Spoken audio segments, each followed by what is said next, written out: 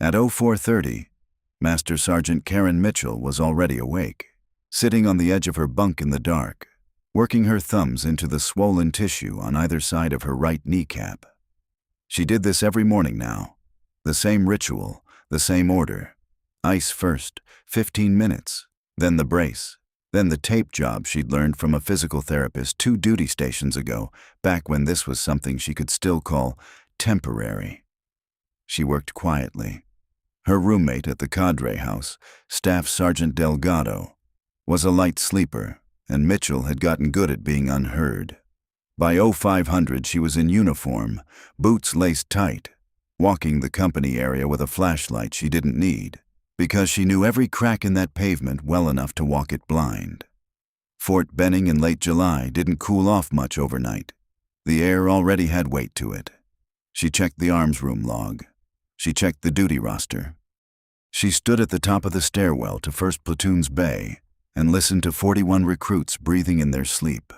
3 minutes before she was going to take that away from them. "Get up," she said, and didn't raise her voice, because she never had to. "Get up! Get up! Get up!" The bay exploded into motion, bunks creaking, boots hitting the floor, someone's wall locker banging open too hard and getting yelled at for it by a recruit. Not by her. She let them do that to each other. It was more effective. Private Dana Ruiz was slow again. Not lazy slow. Mitchell had long since learned to tell the difference. But the particular slowness of someone whose body hadn't caught up to what basic was demanding of it. Ruiz was 20, from a small town outside Tucson, and she ran like she was afraid of falling, which she was, because she'd fallen twice already that cycle, and both times it had cost her. "Ruiz, you've got 4 minutes to be outside in PTs. That's not a suggestion." "Yes, Drill Sergeant." Mitchell moved down the line. This was the part of the job people who'd never done it didn't understand. That it wasn't about being loud. It was about being everywhere at once. Catching the recruit who forgot socks, the one who was still half asleep and about to walk face first into a door frame, the one who was crying quietly into her pillow because her grandmother had died 2 weeks ago and she hadn't been allowed to go to the funeral. Outside, the company formed up in the dark, and Mitchell called the movement to the PT field the way she'd called it 1,000 times. And if you were only half paying attention, you would never have noticed that she positioned herself at the side of the formation rather than the front, that she let Sergeant First Class Boyd take point on the pace setting for the 4 mile, that when the company broke into their run cadence, she called the cadence herself, loud, sharp, on rhythm, and never once fell into stride the way a drill sergeant running with her platoon should. She had learned to run without running. She had learned to stand still in a way that looked like leadership and not limitation. 3/4 of a mile in, Ruiz started falling back. Mitchell saw it before Boyd did. The shortening stride, the head starting to drop, the shoulders climbing up around her ears the way they did right before a recruit's whole body gave up on an idea before her legs actually did. Mitchell peeled off from her position at the side of the formation and jogged, carefully, on the balls of her feet. Weight forward, the way she'd trained herself to move now to keep pressure off the joint, until she was next to Ruiz. "Eyes up, Ruiz." "Drill Sergeant, I can't." "You can. You're not out of air. You're out of want to. Different problem." Mitchell kept her voice flat, almost bored, because panic was contagious and so was calm. "Look at the water tower, not your feet. The water tower." Ruiz's head came up. Her stride didn't get faster, but it got longer, more honest. "There you go. That's yours. Nobody gave you that. You found it." They came in near the back of the formation, but they came in running, and Mitchell peeled off again before the finish so it would look, to anyone watching, like she'd simply been supervising. Nobody was watching that closely. Not yet.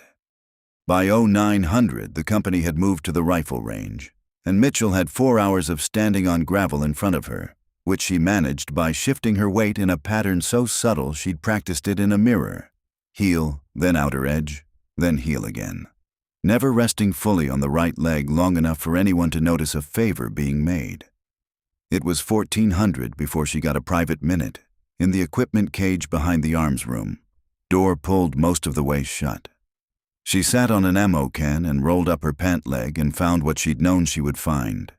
The knee bigger than yesterday, the skin over it tight and shiny, a heat coming off it that had nothing to do with the Georgia sun. She sat there a moment longer than she needed to.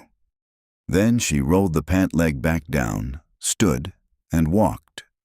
Normal stride, drill sergeant stride, the one that had marched recruits through 16 cycles and 2 continents, back toward her office, where a manila envelope from the troop medical clinic had been sitting unopened on her desk for 6 days.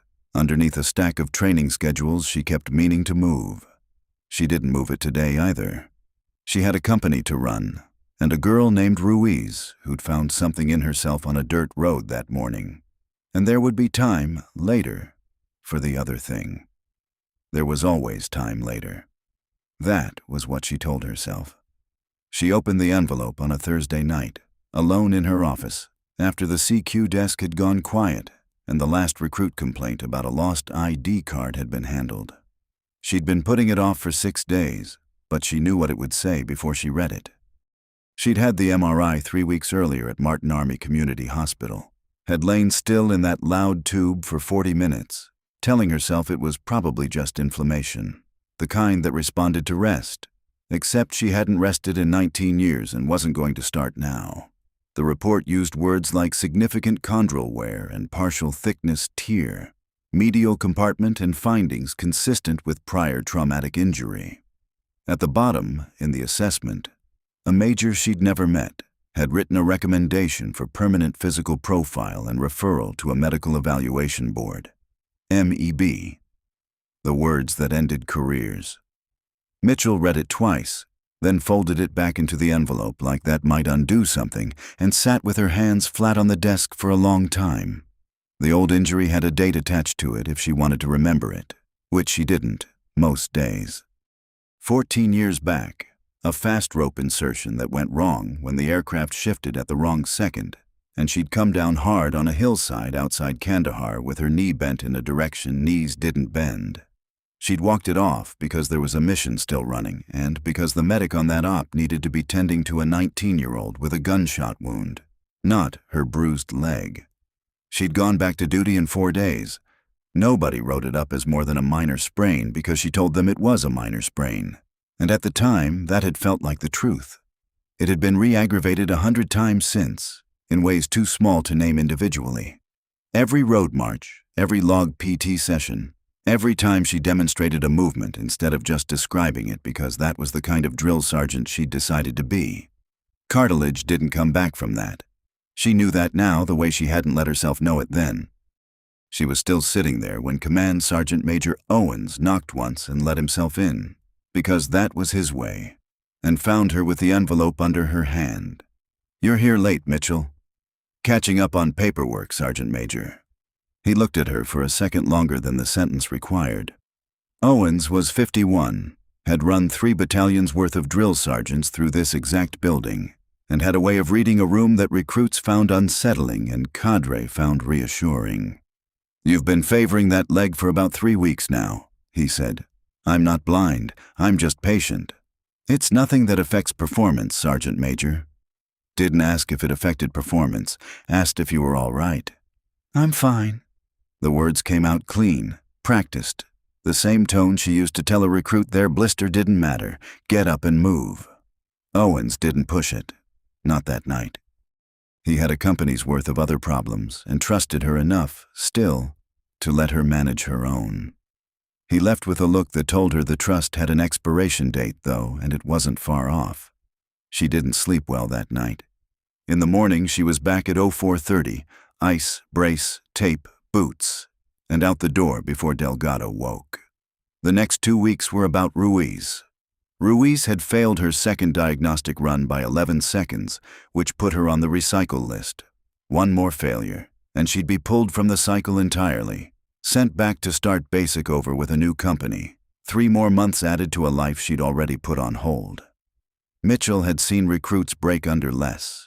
She'd also seen what happened to the ones who got recycled without anyone in their corner.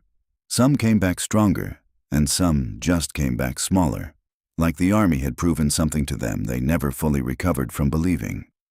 She started working with Ruiz after hours, 20 minutes at a time, on a stretch of track behind the motor pool where nobody else trained. Officially, it was remedial PT. Unofficially, it was Mitchell putting weight on a joint that a major's report said shouldn't be bearing weight at all, because she'd rather do that than watch a 19-year-old go home believing she wasn't built for this. "You're not slow," Mitchell told her on the fourth evening, both of them standing at the starting line while the sun went down orange behind the water tower. "You're scared of being slow, and that's a different injury. That one I can actually help you with." "How do you know the difference, Drill Sergeant?" Mitchell almost answered honestly. Almost said something like, "Because I've spent 3 weeks lying to a battalion commander about my own knee, and I know exactly what fear does to a stride." Instead, she said, "Run it and find out." Ruiz ran it. She was faster than her diagnostic time by 6 seconds, still short of standard, but closing.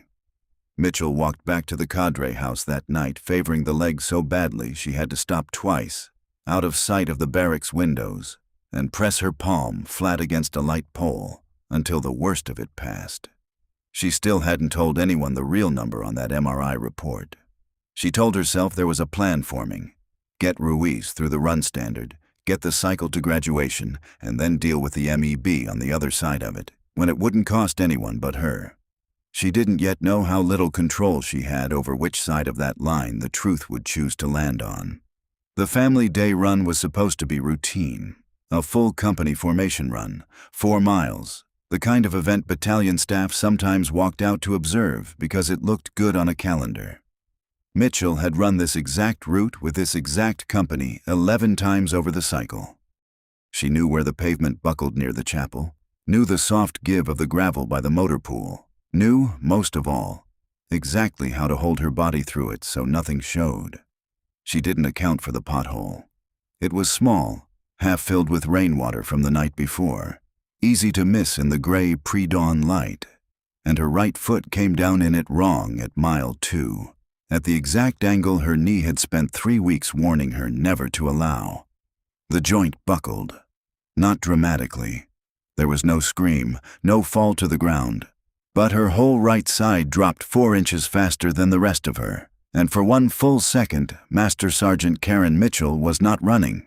She was falling, and only got her balance back by throwing her arms out and taking 2 staggering steps that looked, to anyone behind her, exactly like what they were.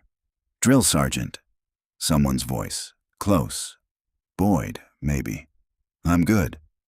She was already upright, already moving, jaw locked around the pain climbing up from her knee into her hip. "Watch that pothole. It's a rolled ankle waiting to happen. Keep moving." The formation kept moving. Most recruits kept their eyes forward, the way they'd been trained to, because a drill sergeant stumbling wasn't information. It was noise, and you didn't turn your head toward noise on a run. Ruiz was 3 rows back. Ruiz turned her head anyway. She didn't say anything. Didn't slow down, didn't speed up, didn't do anything that would have drawn attention to what she'd seen. But she watched Mitchell for the rest of the run, watched the careful economy in her movement, the way she'd shortened her own stride down to something that barely qualified as running at all, the way she called cadence louder than usual, like volume could cover for what her legs weren't doing. By that evening, it was barrack talk. Recruits noticed things about drill sergeants the way prey animals notice things about predators. Not consciously, most of the time, but completely. By lights out, half of 1st Platoon had a theory. Some thought she'd rolled her ankle and was too proud to say so. One recruit, a quiet kid named Petrosian, said he thought she'd been limping for weeks and just hit it well. Private Corbett had a louder theory, and he wasn't quiet about it. Corbett was 22, had played 2 years of junior college football before enlisting, and had spent the cycle doing exactly enough to avoid consequences and not 1 ounce more. He'd clashed with Mitchell twice already. Once over a bunk inspection, once over a smart comment in formation that had earned him extra duty. He didn't like her. He especially didn't like that a woman gave him orders he had to follow. "She's hurt," he said in the bay, loud enough to carry. "Y'all saw that stumble. She's running on a bad wheel and pretending she's not." I bet half the stuff she makes us do, she can't even do herself anymore." "Shut up, Corbett," someone said, not very forcefully. "I'm just saying what everybody's thinking." Ruiz, in her bunk, said nothing at all, which Corbett noticed and didn't like, because Ruiz not arguing felt like something. Over the next 3 days, Corbett tested it. Small things. Slow to fall in for formation, a smirk during a correction, a "yes" drill sergeant, delivered with just enough flatness to be insolent without being punishable. Mitchell had run training companies long enough to recognize the shape of it immediately. A recruit who thought he'd found a seam in her authority and was working his fingers into it. She had 2 choices, and she knew both of them by name because she'd used both of them on other recruits in other cycles. She could come down on Corbett hard, publicly, and burn the rumor out with punishment before it spread further. Or she could do something riskier, meet the question underneath the disrespect head-on, without ever confirming what it was actually asking. She chose the second one on the 4th morning, calling the whole platoon to attention in the bay before breakfast.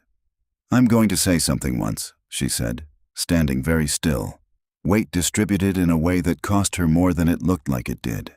"Some of you have decided you know something about me. Maybe you do. I'm not going to stand here and tell you what you saw or didn't see on a running track." The bay was silent in the way rooms get silent when people are actually listening, not just quiet. "Here's what I want you to understand instead.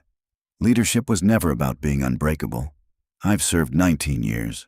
I've been hurt in ways most of you can't picture yet, and I got up anyway, every single time, not because it didn't cost me something, but because the people counting on me mattered more than what it cost.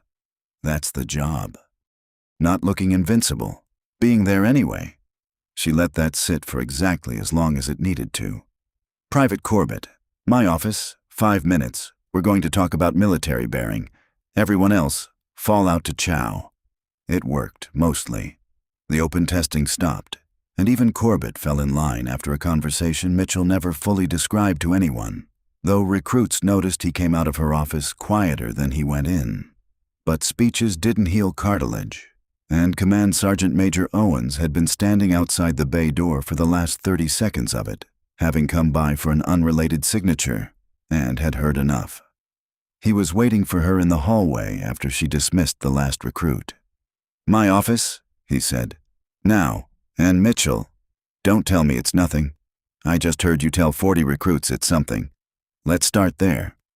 Owen's office smelled like coffee that had been reheated too many times. He didn't sit down behind his desk, which Mitchell understood as a choice. Sitting behind it would have made this official, and he was giving her one more conversation that wasn't, before whatever came next became exactly that. "Tell me what's actually going on with your knee," he said, "and don't give me the training schedule answer." She'd rehearsed a version of this conversation a dozen times over 3 weeks, always in the shower or on the drive to post, always ending with her sounding calm and reasonable and in control. None of those versions survived contact with Owens actually standing in front of her, arms crossed, patient in the way that made lying feel like an insult to 19 years of him trusting her. So she told him. The MRI. The words chondral wear and MEB and permanent profile. The fast rope insertion outside Kandahar 14 years back that she'd walked off in 4 days because a 19-year-old with a gunshot wound needed the medic more than she did. The way it had never really healed, only been managed quietly, cycle after cycle, until managing it had become its own kind of full-time job she did before the sun came up, so nobody would ever have to see the cost of it. 6 days, Owen said when she finished. "You sat on that report for 6 days before you even opened it. I didn't want it to be true before I had to.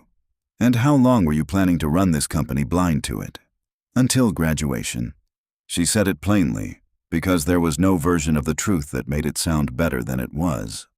Ruiz needed 4 more weeks to make standard. I wasn't going to hand her a recycle because I couldn't keep a secret 3 more weeks. Owens was quiet for a moment.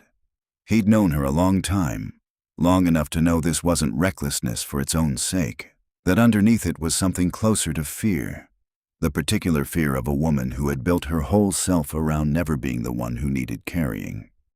"I'm not relieving you today," he said finally.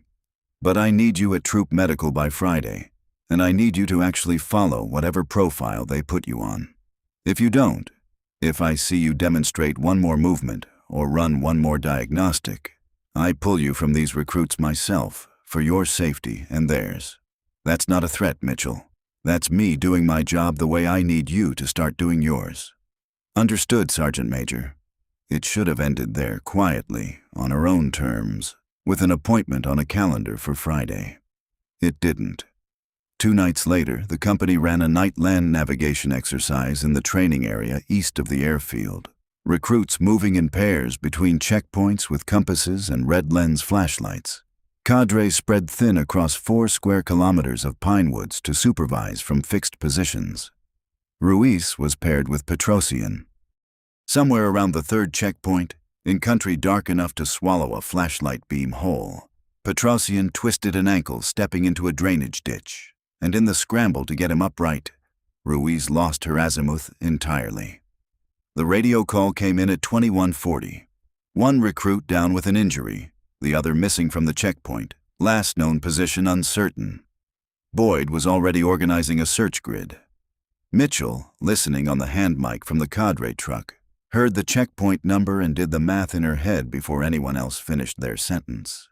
That was close to the ravine, the one with the drop-off that wasn't on the training map recruits were issued, the one Mitchell herself had nearly walked into on a night patrol years before anyone in that platoon was born. "I know that ground," she said. "I'm going in." "Mitchell," Boyd started. "I know that ground," she said again, already moving, already 3 steps toward the tree line with a flashlight in one hand. And nobody stopped her, because in the moment it didn't feel like defiance. It felt like the only correct answer to the problem in front of them. She found Ruiz 20 minutes later, 40 meters from the ravine's edge, sitting on the ground with her knees pulled up, flashlight dead, breathing in the short, ragged pulls of someone whose panic had gone past useful a while ago. "Ruiz, it's me." Mitchell crouched, carefully, weight on the left leg, the right one screaming a warning she overrode completely. "You're not lost. You're found. Look at me, not the dark. I couldn't find North. I couldn't." "You don't need North right now. You need to breathe for 10 seconds, and then you need to walk where I point, and that's the whole job. That's it." She kept her voice the exact register she'd used on a dirt road months ago, over the water tower. Bored, certain, unshakable. "Look at the water tower" had become, over one long night. "Look at me." But the mechanism was the same, and it worked the same way, because it had never actually been about the tower or her. It had been about someone steady enough to borrow steadiness from.